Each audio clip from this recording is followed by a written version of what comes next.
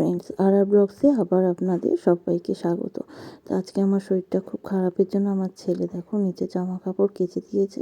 আর ও জামা কাপড় কাচতে কাচতে আমি ভাবলাম যে ওইদিকে ওর হাতে নাতে একটু কিছু করে দিই, কারণ আমার আজকে রান্না করার একদমই কোনো ইচ্ছে ছিল না।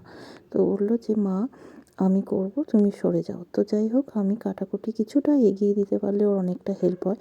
তো আমি আলু ডিম ছাড়িয়ে নিয়ে ভালো করে প্রেসারে সিদ্ধ বসিয়ে দিয়েছি। তারপরে ও এসে বাকি কাজকর্মগুলো করছিল, পেঁয়াজ কাটা যেগুলো আমি করিনি সেগুলো করছিল। তো সত্যি বলছি বন্ধুরা, আমার সত্যিই ভালো লাগছিল না।